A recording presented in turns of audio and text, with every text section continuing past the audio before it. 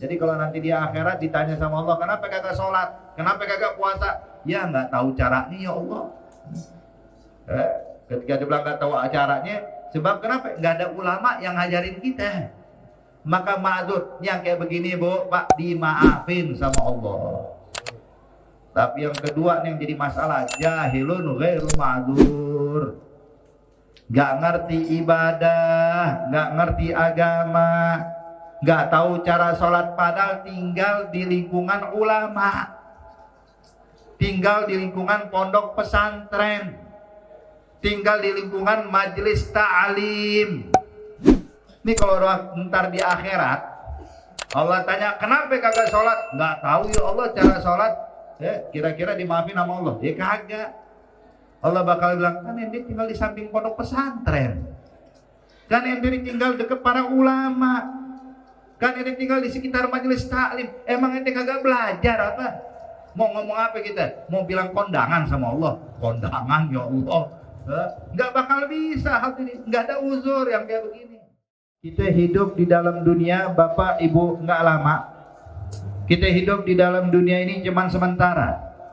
Kita semuanya bakal kembali kepada Allah, mau tidak mau, suka tidak suka. Walaupun ada satu orang berusaha menjaga pola hidupnya, menjaga gaya hidupnya, menjaga pola makannya, berolahraga tiap hari hadirin, tapi tetap ujung-ujungnya mati. Allah yang nyatakan dalam Al-Quran, kullu nafsin dha'iqatul maut. Setiap makhluk yang bernyawa pasti ngalami yang namanya kematian. Jadi gak bisa hadirin orang mau kabur dari mati itu gak bisa. Allah nyatakan, qul innal maut alladzi tafirruna minhu fa innahu mulaqikum thumma turadduna ila alimil ghaibi wasyahadah wa yunabbi'ukum bima kuntum ta'malun. Allah nyatakan, sampaikan ya Nabiku, ya Nabi Muhammad, kepada umatmu, innal mauta, sesungguhnya kematian yang mana mereka berusaha lari darinya. Ini kira-kira orang kampung sini pada mau mati apa kagak hadirin? Tentunya kita gak mau kematian datang ya. Walaupun kita yakin mati bakal datang hadirin.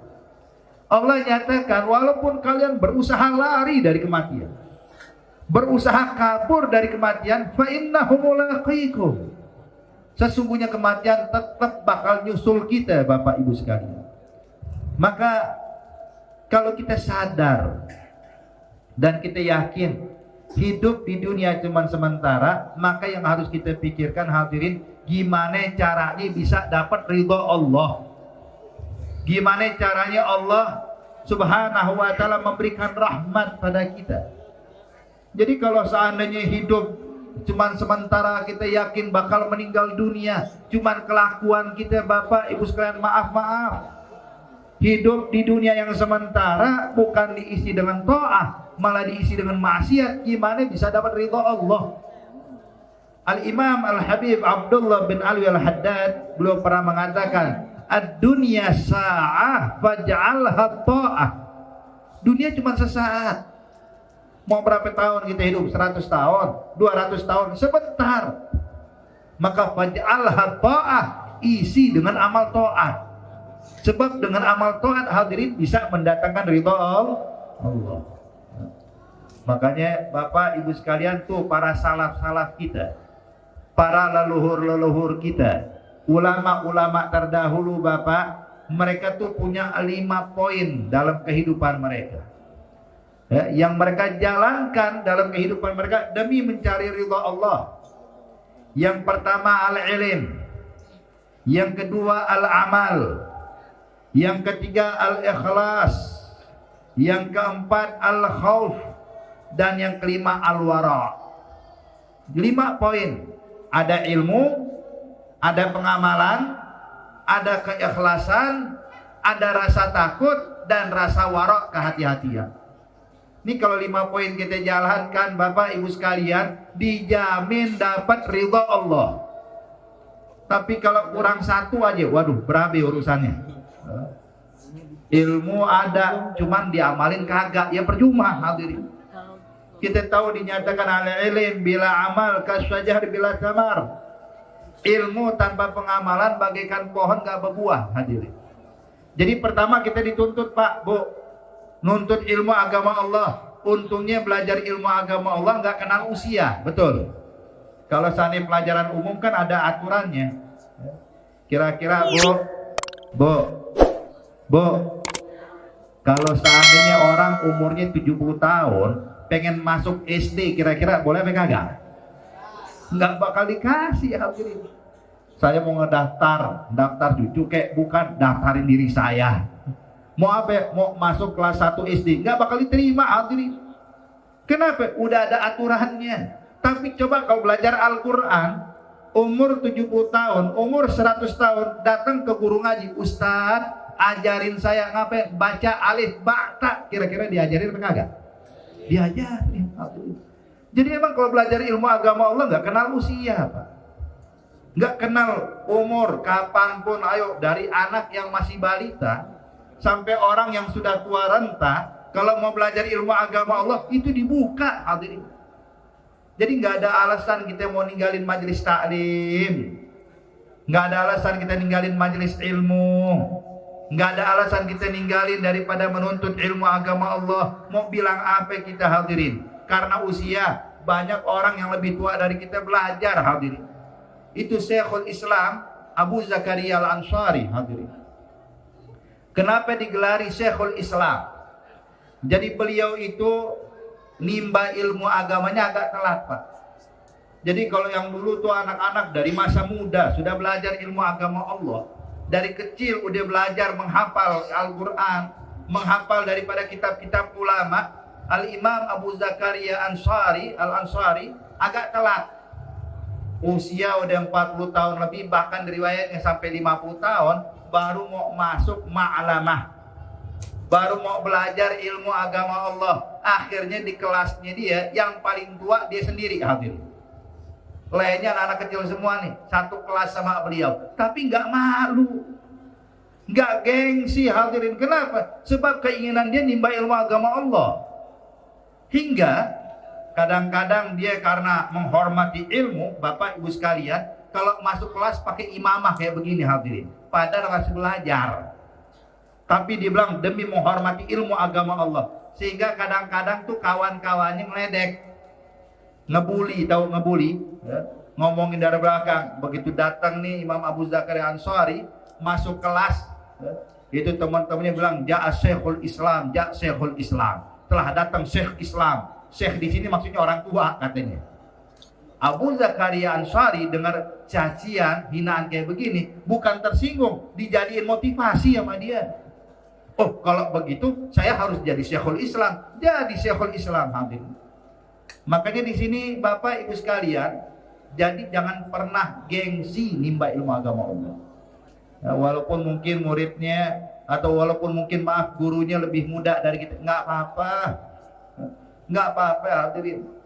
Tuntut ilmu agama Allah, sebab ini kewajiban buat kita. Makanya dinyatakan di dalam hadis talabul ilm fariidatun ala kulli muslim. Nimba ilmu hukumnya wajib bagi setiap muslim, mau muslim laki, mau muslim perempuan, nggak ada alasan. Apalagi Bu, Pak, yang namanya majelis taklim sekarang, masya Allah, di Indonesia ini udah menjamur, di mana aja ada. Ini sekarang kita bikin majelis taklim di jalan, samping kita pondok pesantren, masya Allah, ada nikmat. Nunjukin apa? Kita bisa belajar ilmu agama Allah dimanapun, hadir. Di pesantren kita dapat ilmu, di jalan dapat ilmu, di masjid dapat ilmu, di musala dapat ilmu, di rumah dapat ilmu. Tinggal kita mau belajar apa kagak. Gurunya datang. Kalau orang dulu guru kagak ada, nyari. Makanya dinyatakan oleh Imam Ibn Rushd, illam yajid mu'alliman falyarhali.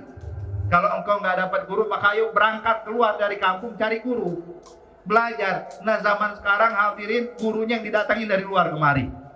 Subhanallah. Ini merupakan nikmat besar dari Allah buat kita semuanya. Jadi nggak ada alasan ya, kalau nanti kita nggak ngerti cara sholat, nggak ngerti cara puasa, ya, nggak ada alasan. Jadi kalau bilang wah aneh terus terang nggak ngerti nih cara sholat, ya belajar.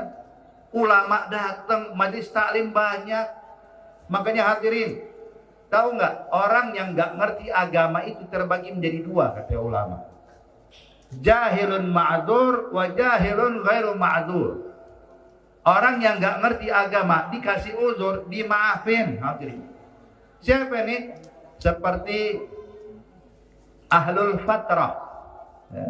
Ahlul fatrah itu adalah orang yang hidup di zaman kekosongan kenabian, dari hidup di zaman antara dua nabi, yang mana nabi tidak diutus pada mereka, atau diutus di zaman nabi, cuma nabi nggak diutus buat mereka. Hadirin, sebab kan anbiya terdahulu diutusnya pada kelompok-kelompok tertentu, pada umat-umat tertentu. Hadirin, nah jadi mereka yang tidak mendapatkan risalah atau dakwatur risalah atau dakwatul nubuwah, mereka dinamakan ahlul fatrah.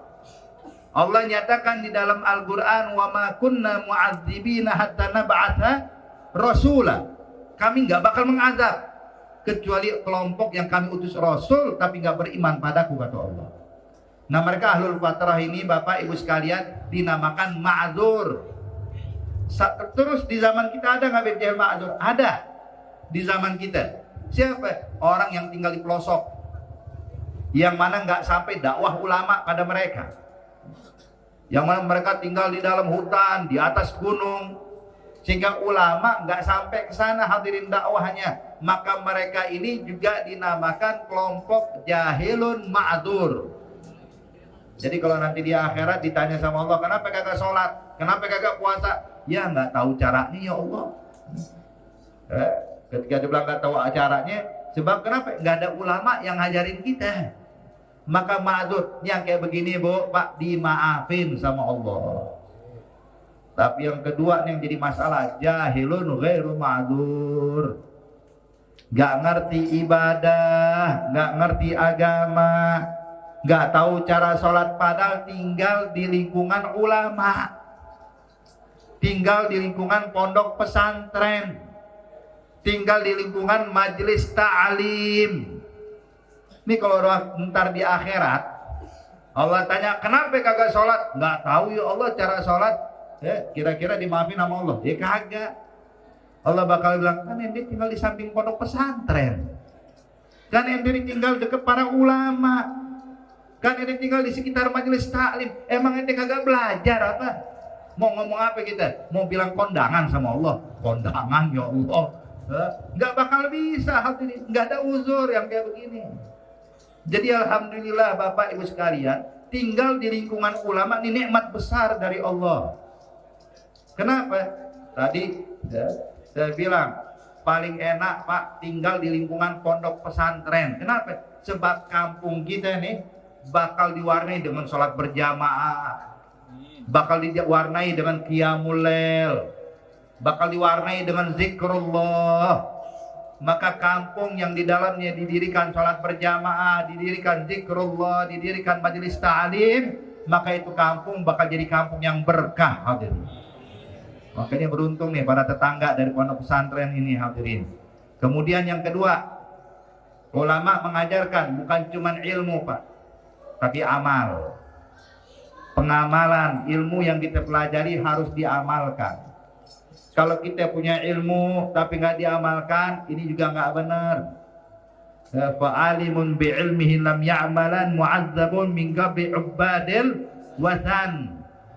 Orang yang punya ilmu tapi nggak diamalkan, yang kayak begini bakal diazab oleh Allah sebelum penyembah berhala masuk neraka, dia duluan masuk neraka. Nauzubillah min dzalik. Jadi punya ilmu diamalkan. Beb, nggak bisa semua, nggak apa-apa. Walaupun 1/10-nya, walau bil usyri kazakati, walaupun cuma 1/10 dari ilmu yang kita punya, yang penting amalin. Kita tahu sunnah Nabi, amalkan. Kita tahu adabnya Nabi, amalkan. Kita tahu ini wajib, kerjakan. Kita tahu ini haram, tinggalkan. Kan gampang, Habib. Tinggal ngamalin doang. Nih yang kayak begini nih. Maka dia adalah orang-orang yang mendapatkan kedudukan mulia di sisi Allah. Sebab Allah nyatakan dalam Al-Quran, Yarfa'illahu alladzina amanu minkum walladzi utul ilma darajat. Siapa ini ahli ilmu? Orang yang punya ilmu dan diamalkan ilmunya. Jadi bukan ilmu teori doang. Kalau teori doang mah, Pak, Bu, misionaris, tuh mustasyrikin hadirin, mereka kadang-kadang Pak ilmunya lebih banyak dari kita. Cuman sayang teori. Mereka hafal Quran, mereka hafal hadis, ribuan hadis, kita Arba'in Nawawi aja kadang lupa terus kita. 10 hadis suruh sebutin 10 hadis bingung kita. Satu hadis saya masih beletot-beletot kita ya. Nah, ini mereka hadirin punya niat buruk akan Islam sehingga mereka pelajari agama Allah demi menghancurkan Islam. Maka kalau kita cuma punya teori doang tapi nggak diamalkan percuma. Jadi al-ilm bil amal. Ilmu itu harus dengan pengamalan. Ente tahu sholat duha sunnah, kerjain duha. Tahu sholat witir sunnah, kerjain witir. Tahu kalau adabnya masuk kamar mandi kaki kiri keluar kaki kanan, amalkan. Pak, Bu, tuh dulu para ulama kita diantaranya adalah guru daripada guru kami, Al-Habib Ibrahim bin Agil, guru daripada Al-Habib Umar bin Muhammad bin Salim bin Hafiz. Jadi Al-Habib Ibrahim bin Agil ini yang cerita Habib Umar.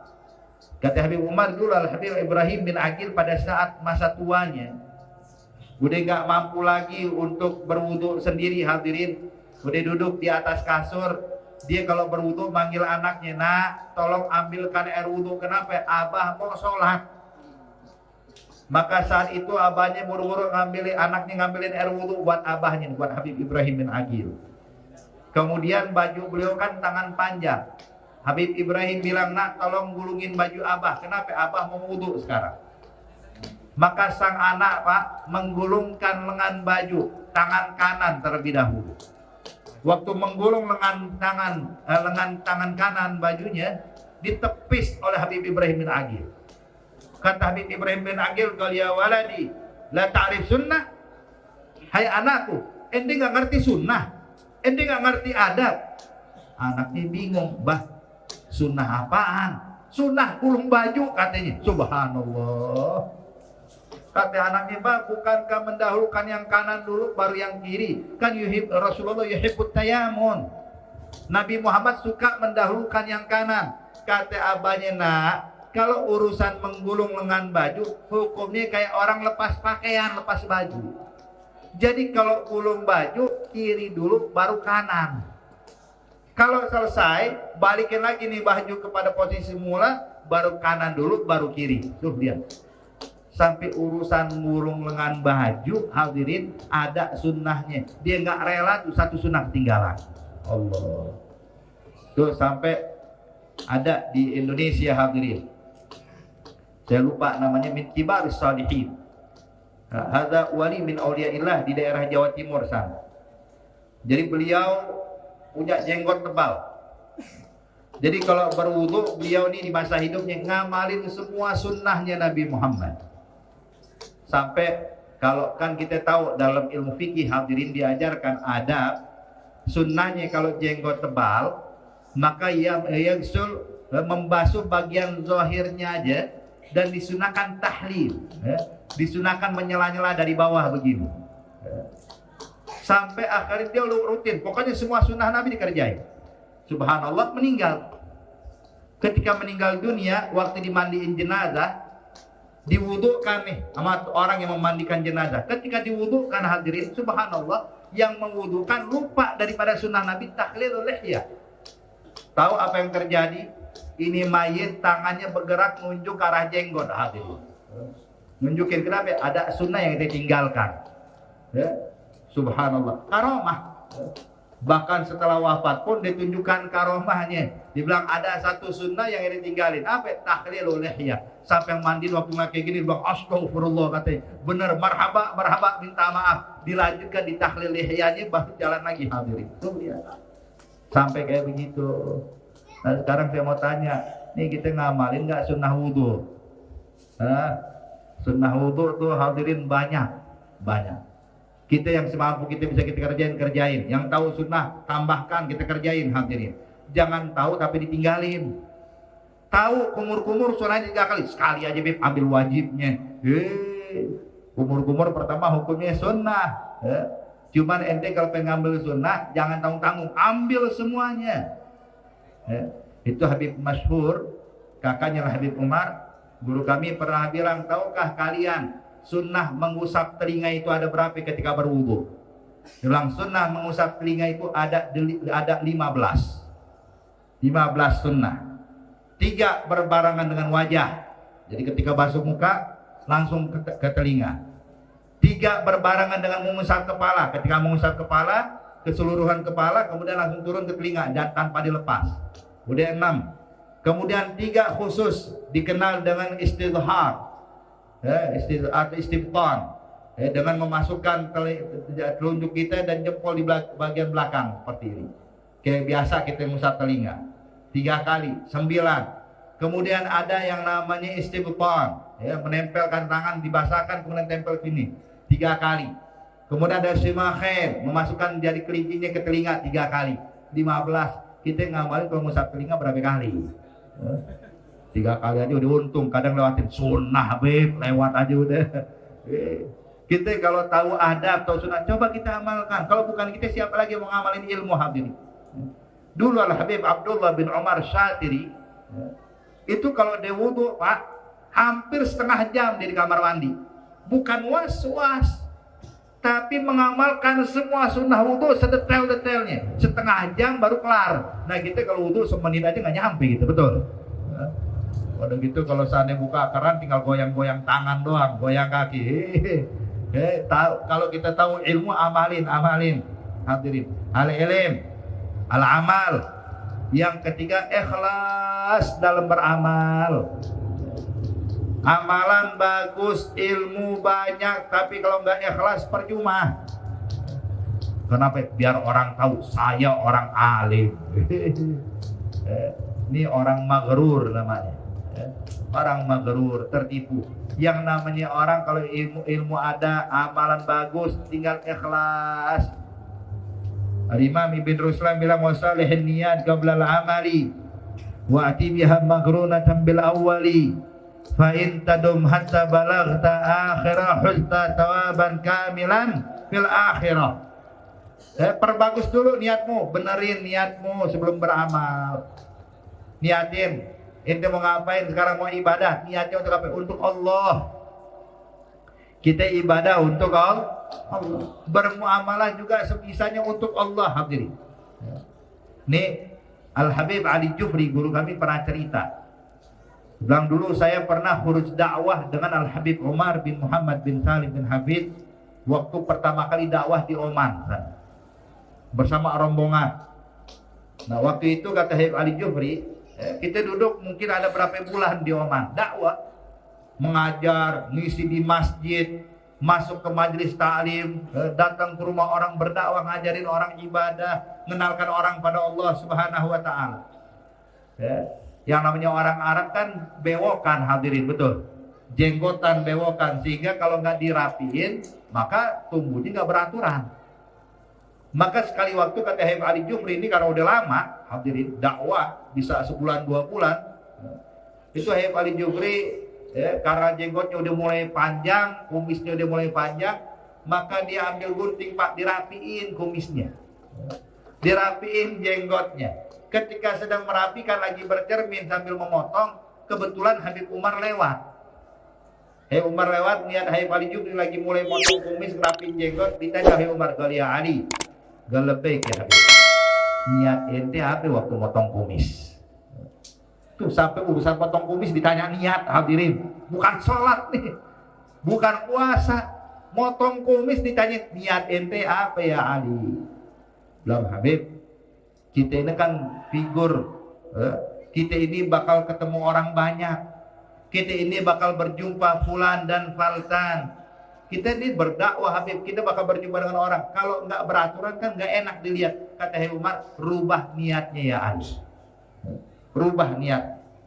Niat apa ya Habib? Niatkan tajammul lillah, berhias untuk Allah. Bukan berhias buat orang, berhias untuk Allah. Saya pakai ini, saya potong ini biar indah untuk menjalankan dakwah di jalan Allah. Tajamulillah. Masalah motong kumis doang niatnya diperhatiin. Ini banding dengan ibadah kita, Pak. Gimana dengan sedekah kita? Apa niat kita? Niat karena Allah, ikhlas dalam beramal, khalas, puncak segalanya hadir. Sebab Allah dia bilang ala lillahi dinul khalis. Agama Allah ini agama yang ikhlas, bersih min syawaib, bersih dari kotoran. Makanya kita juga hadirin dalam beramal berusaha untuk ikhlas. Kalau seandainya muncul nih dalam hati kita senang lihat orang cepat-cepat taubat, ya Allah, tubna ilallah. Kok jadi timbul ria? Sebab terus terang Pak, Bu, yang namanya penyakit ria ini, penyakit ria nih, minta dipuji orang, pengen dihormati orang, biar dipandang sama orang. Bu, yang namanya ria, kata Nabi tahu nggak? Ini ria tersembunyi, kadang kita nggak sadar memilikinya. Jadi jangan pernah nganggap, oh kalau anak beb ikhlas, anak bersih dari ria. Lah. Dengar ucapan Nabi. Nabi pernah bilang, inna riya akhfa min dabibin namal. Riya itu lebih tersembunyi daripada langkah semut. Nih hadirin hadirat, kalau semut jalan di atas mikrofon nih sekarang yang saya gunakan buat berbicara, semut jalan di atasnya, kedengeran nggak langkah kakinya? Enggak. Semut masuk telinga kita, kedengeran nggak langkah kakinya? Enggak. Kita pakai alat dokter ke stetoskop hadirin, biar semut jalan di atasnya, kedengeran nggak langkah kakinya? Kagak hadirin. Kata Nabi Pak, ria itu lebih tersembunyi daripada langkah semut. Jadi kadang orang ngerasa dirinya lebih aman, bersih, anak ikhlas. Hati-hati, justru disitulah ria hadirin. Apa sih pengertian ria? Kata Imamul Junaid, al-amal li ajlin nas syirik. Imam Fudail bin Iyad, al-amal li ajlin nas syirik wa tarkul amal li ajlin nas riya. Beramal biar dilihat orang, biar dihargai manusia, ini namanya syirik, syirkus shaghir atau syirkul khafi. Syirik tapi kecil, tidak menyekutukan Allah. Tapi kalau meninggalkan amalan karena manusia, ini juga riya. Jadi jangan kita anggap ngamalin doang, nggak ngerjain karena orang juga riya hadirin. Kenapa nggak pakai kain sarung? Waduh, ntar dibilang sama orang sok alim mana? Kenapa nggak pakai peci? Udah deh, ntar dibilang ustadz lagi. Dia ini yang kayak gini dia nggak sadar. Itu riya tuh. Meninggalkan perbuatan gara-gara orang juga riya. Jadi bukan cuma ngamalin hadirin. Mengerjakan dan meninggalkan bukan karena Allah, itulah riya namanya. Maka di sini harus perbagus diri kita. Itu dulu sebab syaitan nih hadirin hadirat paling gak seneng lihat orang ikhlas. Dia berusaha bikin orang gak beramal. Kalau orang sudah beramal, dibikin gimana caranya amalnya gak ikhlas. Ini pernah kejadian hadirin. Ada satu tukang daging. Dia kerja di pasar nih dagang daging. Ini tukang daging soleh, masya Allah. Dia puasa dahar, tiap hari puasa hadirin. Ini tukang daging selama 20 tahun nggak ada yang tahu, sampai istrinya nggak tahu kalau dia lagi puasa. Sampai istrinya bayangin. Jadi istrinya tiap hari kalau pagi bikinin bekal. Dikasih makanan, bang, nanti abang makannya di pasar, nih kita siapin nasinya, kita siapin bekalnya. Ini tukang daging tiap hari bawa bekal hadirin. Nyampe di pasar disedekahin buat orang. Kenapa? Puasa dia. Sampai istrinya nggak sadar kalau dia lagi puasa. Berapa lama? 20 tahun lamanya dia puasa. Dia tutupin tuh sampai nggak ada yang tahu, cuman dia dengan Allah. Syaitan ngeliat kayak gini nggak tinggal diam Pak. Syaitan ngeliat orang, oh dia berusaha menutupi amalnya selama 20 tahun. Aneh kerjain kata syaitan. Maka syaitan datang merubah wujudnya seperti wujud manusia, pura-pura pengen beli daging hadirin. Datang nih syaitan, nawar harga daging berapa? Daging sekian. Maka syaitan menawar dengan harga sebenarnya harga yang sangat jauh dari modal. Dia bilang, wah kemahalan, kurangin deh. Dia bilang nggak bisa, dia bilang kurangin. Sampai akhirnya tukang daging ngelihat nih orang maksa, kata tukang daging, mungkin dia lagi butuh kali, ya udah deh, buat dia deh kurangin. Berapa dia mau bayar, ada kasih. Berapa yang dia mau? 1 kilo, belum marhaba. Dengan harga yang di bawah modal nih hadirin. Kata tukang daging, sebab nggak mau repot, nih kalau dipanjangin nggak kelar-kelar. Udah kasih deh, habis ini berjalan nih orang. Subhanallah, syaitan melihat di tukang daging kok nggak ada ekspresi marah atau ekspresi tersinggung, kok biasa aja. Syaitan bilang, wah belum kena nih, kata syaitan. Waktu dikasih timbangan 1 kilo, syaitan pakai ngomong, tambahin lagi dong. Ini udah harga di bawah modal, minta nambah lagi. Ini kalau kira-kira kita jadi tukang daging, kita apain nih orang hadirin? Ini orang udah dikasih hati, minta jantung dia. Dia bilang, kalau cukup ya fulan, ini anda udah kasih 1 kilo dengan harga di bawah modal. Dia bilang, iya tambahin lagi dong.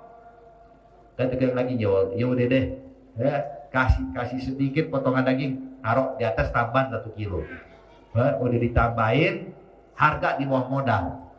Syaitan memperhatikan, wah masih belum kena. Kenapa? Belum ada ekspresi marah, walau kepancing emosinya.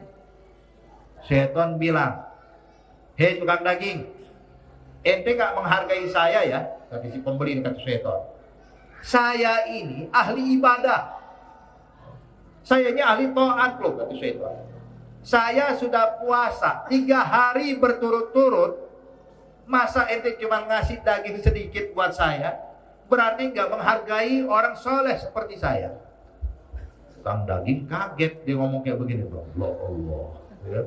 Baru 3 hari aja sombong nih orang. Mulai kepancing ya. Lihat syaitan tahu cara bermain hadirin. Bilang khalas, ada tambahin sedikit lagi, udah biar kelar.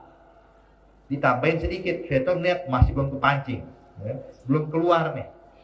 Syaitan teriak, hei tukang daging, ente bakhil, ente orang pelit, ente gak bisa menghargai orang soleh seperti saya. Sehingga waktu syaitan teriak memancing orang-orang yang di sekitar hadirin. Mulai orang-orang berkerumun, kan kita biasa begitu hadirin ya.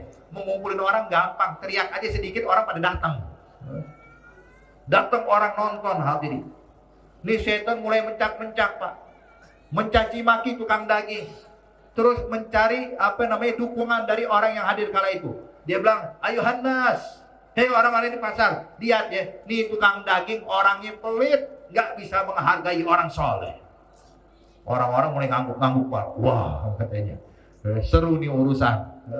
Saya puasa 3 hari berturut-turut, nggak pernah ditolong sama dia, ngasih cuma sedikit, ini nggak bisa menghargai orang soleh nih.